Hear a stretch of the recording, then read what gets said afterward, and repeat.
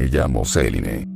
El título de esta publicación es algo que llevo susurrándome a mí misma más de una década, pero nunca me he atrevido a escribirlo. La gente se preocupa por tu salud mental cuando hablas de fantasmas.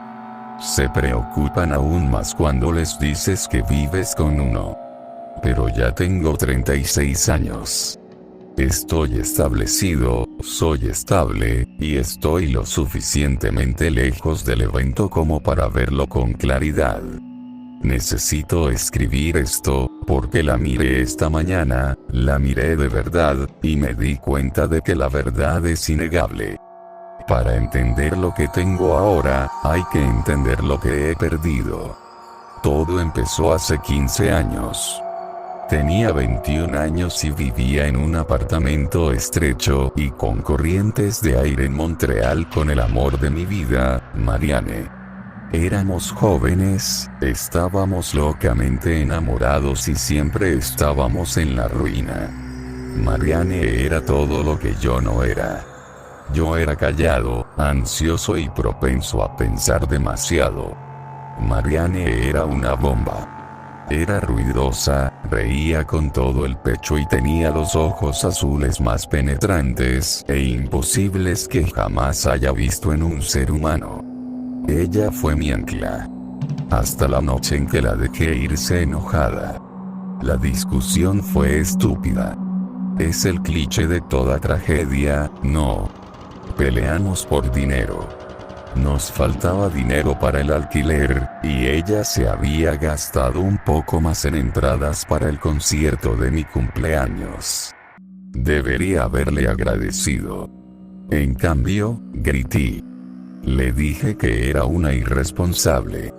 Le dije que no se tomaba en serio nuestro futuro. Las últimas palabras que le dije fueron: sal de aquí. No puedo mirarte ahora mismo.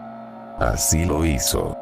Tomó sus llaves, con los ojos inundados de lágrimas que hacían que ese azul pareciera un océano tormentoso, y cerró la puerta de golpe. 2 horas después, la policía llamó a la puerta. Había hielo negro en la carretera.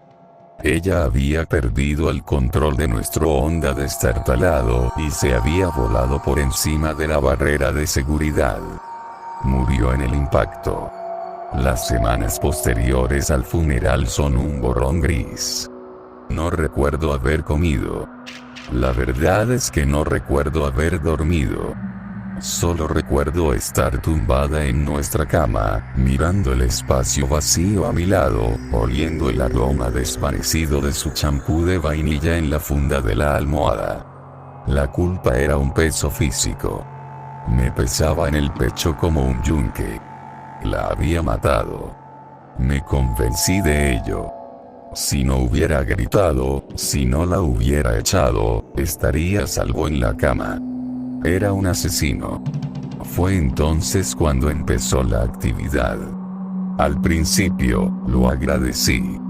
Empezó poco a poco. Llegaba a casa de mi trabajo de camarera y encontraba las cosas desordenadas. Un marco de fotos boca abajo. Las puertas de los armarios de la cocina abiertas de par en par. La temperatura del apartamento caía en picado, dejando mi aliento visible en el aire, a pesar del radiador que resonaba a toda potencia. Mi mente afligida no registraba miedo. Registraba esperanza. Marianne, susurraba en la oscuridad. Eres tú. Supuse que había vuelto. Supuse que quería decirme que estaba bien. Pero el ambiente en el apartamento no era reconfortante. Era pesado. Se sentía opresivo, como la presión del aire antes de un tornado. 3 semanas después del funeral, la actividad pasó de pasiva a agresiva. Estaba en la cocina preparando té. Tenía la tetera en el fuego. De repente, el selector de temperatura del quemador pasó de bajo a alto por sí solo. El gas se encendió con un silbido. Di un salto hacia atrás, con el corazón latiéndome con fuerza. Extendí la mano para apagarlo, y una taza del escurridor salió volando de la encimera. No solo cayó, sino que salió despedida. Se estrelló contra la pared a centímetros de mi cabeza. Me quedé allí, con fragmentos de cerámica a mis pies, temblando. «Marianne», grité, con lágrimas corriendo por mi rostro. «Lo siento. Lo siento muchísimo». Pensé que era su enojo.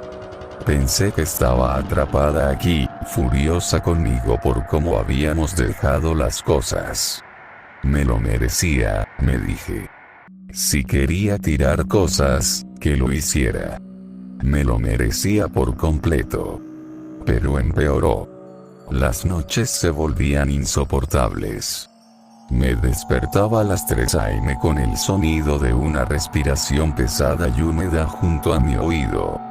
No era la suave respiración de mi compañero de cama, sino un sonido áspero y gutural. Cuando alcanzaba la lámpara, la bombilla saltaba con un crujido ensordecedor, sumirme de nuevo en la oscuridad. Las sombras comenzaron a acumularse en los rincones de la habitación, más altas y oscuras de lo que deberían. Parecían extenderse hacia la cama. Dejé de dormir.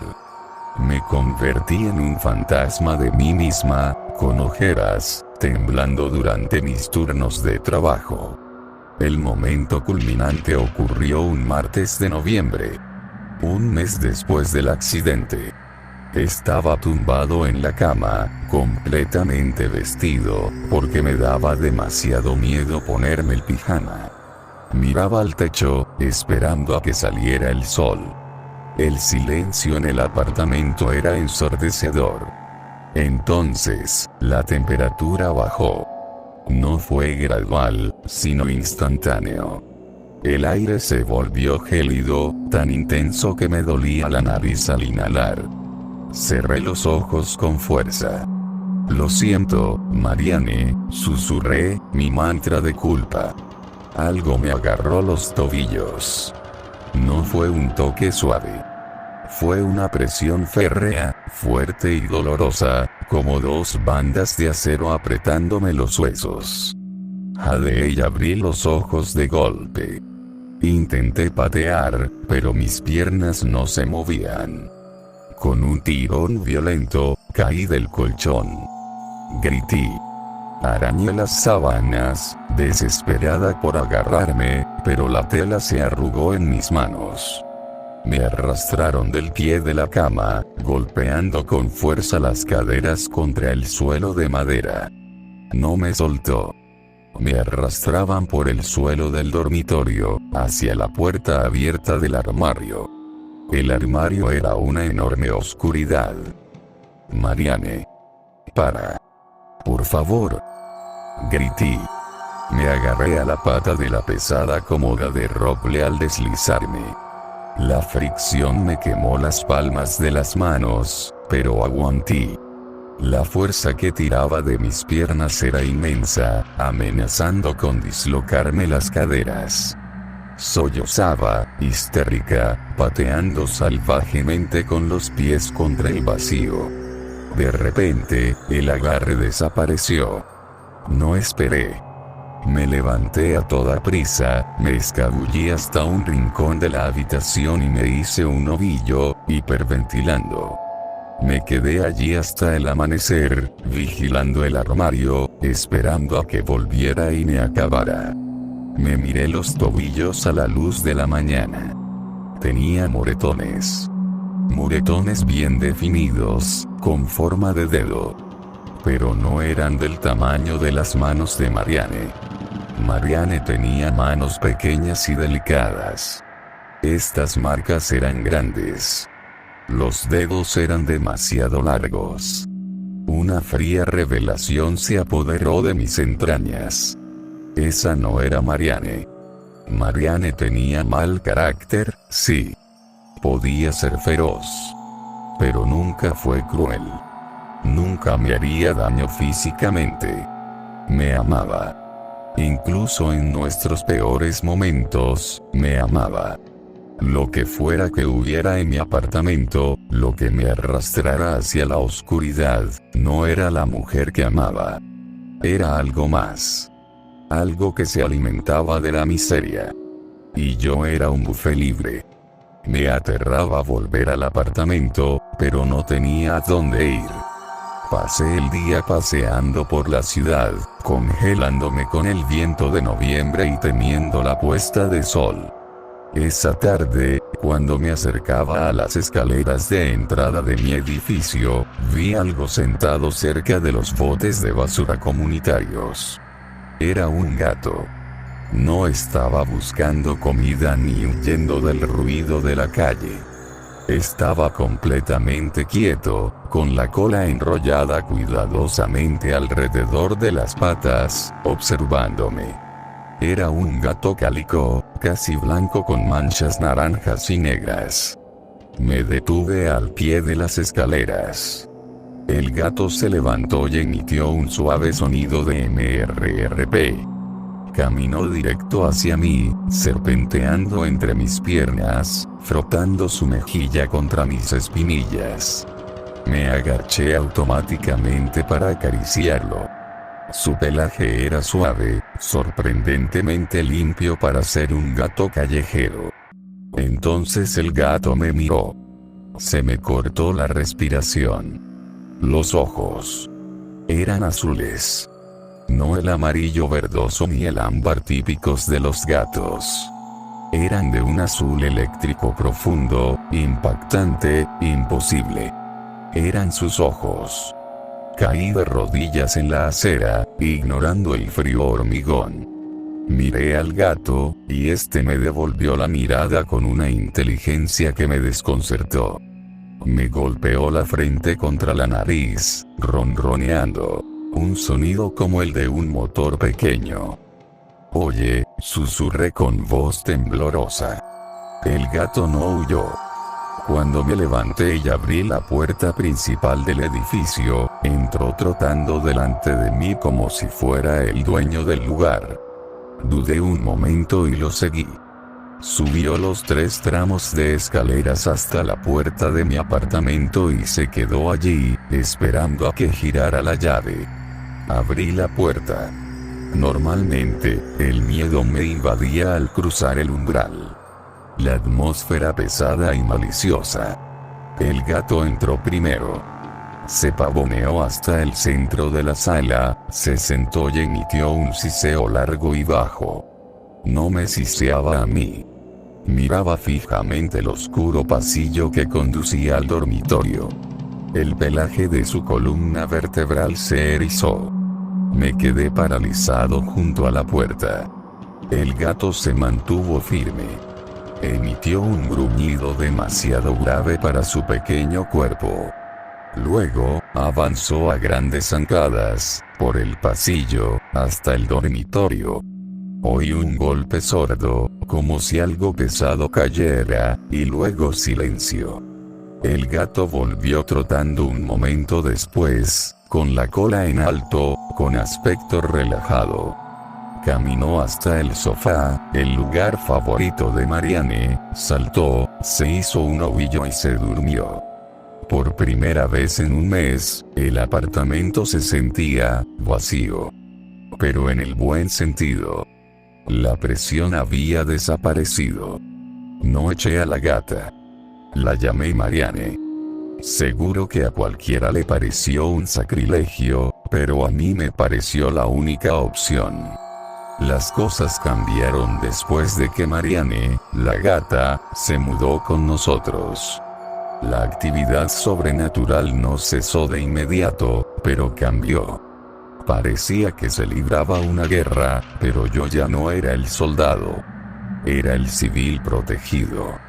Una noche, estaba viendo la televisión. El aire se volvió frío otra vez. El familiar olor a ozono y podredumbre empezó a invadirme. Me tensé, aferrándome a una almohada. Marianne, que dormitaba en mi regazo, se despertó al instante. Saltó del sofá y se quedó en el centro de la habitación. Se quedó mirando un rincón vacío cerca del techo. Con las orejas pegadas al cráneo, soltó un grito, ese aullido característico que emiten los gatos cuando están a punto de pelear. Las luces parpadearon. El televisor se apagó solo. Marianne se lanzó contra la pared. Corrió literalmente hasta la mitad del panel de yeso, con las garras desplegadas, golpeando el aire vacío. Vi, y juro que es cierto, una forma oscura y brumosa retroceder ante ella. Cayó de pie y volvió a sisear, escupiendo, con sus ojos azules encendidos. El aire frío se disipó al instante. La televisión volvió a encenderse. Marianne se sentó, se lamió la pata y me miró como diciendo, ya está. Esto ocurrió varias veces más durante el mes siguiente. Fuera lo que fuese, el parásito oscuro que se había aferrado a mi dolor, intentaba volver. Y cada vez, Marianne estaba allí. Era una centinela. Dormía en la almohada junto a mi cabeza todas las noches. Si me transformaba en una pesadilla, me ponía una pata en la mejilla, aterrizándome. Empecé a notar cosas en su comportamiento. Cosas que me ponían los pelos de punta. Mi novia humana, Marianne, odiaba mucho las aceitunas. Si una pizza traía aceitunas, las arrancaba con precisión quirúrgica y las apilaba en una pirámide sobre una servilleta. Una noche, pedí una pizza suprema. Estaba comiendo en la mesa del centro. La gata saltó. Olió una rebanada.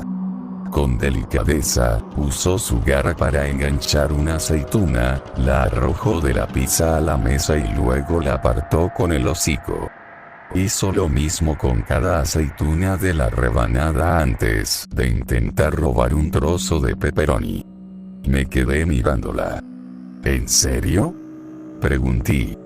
Ella parpadeó lentamente. Marianne, la humana, también tenía la costumbre de tamborilear con los dedos cuando estaba impaciente.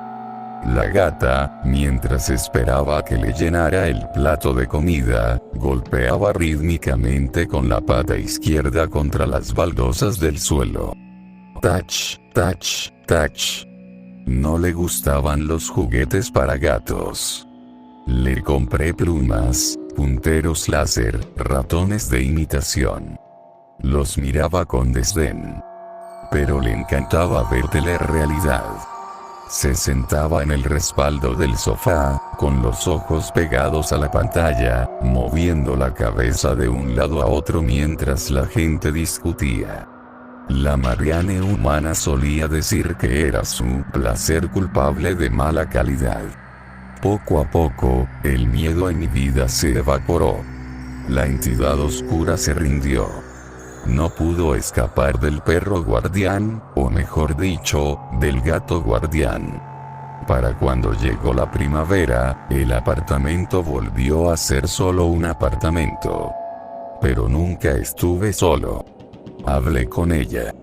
Sé que eso es lo que hacen las locas de los gatos, pero esto era diferente. Le conté cómo me había ido el día. Le dije que lamentaba la pelea. Le dije que la quería. Cada vez que me disculpaba por el accidente, por la discusión, me daba un cabezazo en la boca para callarme. Ronroneaba tan fuerte que le resonaban las costillas.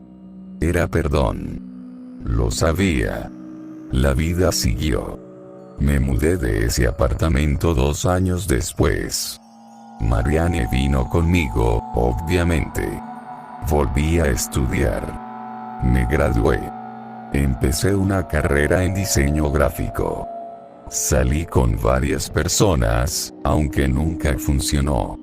Es difícil traer a alguien a casa cuando sientes que tu ex difunto lo juzga desde lo alto del árbol de los gatos. Y eso nos lleva al día de hoy. Esta mañana estaba sentado en mi porche tomando café. Marianne tomaba el sol en la barandilla.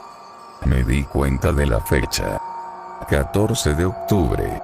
Han pasado exactamente 15 años desde el accidente. Han pasado 15 años menos 3 semanas desde que encontré al gato. La miré. 15 años es mucho tiempo para un gato. Un gato de 15 años suele estar perdiendo el ritmo. Tienen canas alrededor del hocico. Sus ojos se nublan por las cataratas. Duermen 20 horas al día. Tienen problemas para saltar sobre superficies altas. Marianne luce exactamente igual que el día que la encontré. Exactamente. Su pelaje es impecable, sedoso y vibrante. No hay ni un solo pelo blanco en sus manchas negras y naranjas. Sus ojos son de ese mismo cristal, de un azul eléctrico penetrante, claros como el cielo de verano. Esta mañana saltó de la barandilla del porche al techo del garaje, un salto vertical de 2 metros, para perseguir a una ardilla. Se mueve con la agilidad de un gatito. Come con el apetito de un león. La llevé al veterinario la semana pasada para una revisión. El veterinario, un novato, revisó su historial clínico. ¿Nació hace unos 15 años?, preguntó levantando una ceja. Sí, dije. La encontré entonces. La examinó. Le revisó los dientes, el corazón, las articulaciones. Parecía perplejo. Le tomó una radiografía solo para comprobar si tenía artritis. Esto es raro, me dijo, mostrándome la ecografía. Su densidad ósea, sus dientes, si no me hubieras dicho que tenía 15 años, diría que esta gata tiene quizás 2. Máximo. No hay ningún signo de envejecimiento. Absolutamente ninguno. Asentí. No me sorprendió. Llegué a casa y miré fotos antiguas. Encontré una foto de Marianne humana de su 20 o cumpleaños. Se ríe, mirando a la cámara. Su mirada es una mezcla de desafío y alegría. Luego miré al gato, sentado en mi escritorio, observándome escribir esto. No creo que sea una gata. Bueno, supongo que es una gata biológicamente. Pero el espíritu que lleva dentro, lo que mira a través de esos ojos azules, la entidad que me atacó hace 15 años quería hacerme daño. Se sintió atraída por mi culpa. Pero Marianne, ella luchó contra ella. Regresó. Encontró un refugio que la permitió quedarse. He leído sobre este tipo de cosas. Reencarnación, posesión, apego espiritual. Normalmente, los espíritus se van. Se desvanecen. O, si permanecen en un animal, este finalmente envejece y muere. Pero ella no está envejeciendo. Ella no se va. Le acaricié la cabeza hace unos minutos, pasándole el pulgar por las orejas. Le susurré, no te vas a ningún lado, ¿verdad? Soltó un maullido corto y agudo. Sonaba como si dijera no. Ella me mordió el pulgar suavemente, otra cosa que la humana Marianne solía hacer cuando estaba jugando, y comenzó a lamerme la mano con su lengua de papel de lija. No tengo miedo. Probablemente debería tenerlo. Desafía todas las leyes de la naturaleza. Vivo con una criatura prácticamente inmortal, habitada por mi novia muerta, que se niega a cruzar porque cree que no puedo con mi vida sola. Y la verdad, probablemente tenga razón. Me está mirando ahora mismo. Quiere que deje de escribir. Golpea el escritorio con la pata izquierda. Golpe, golpe, golpe. Supongo que mejor me voy. Odia que la ignoren.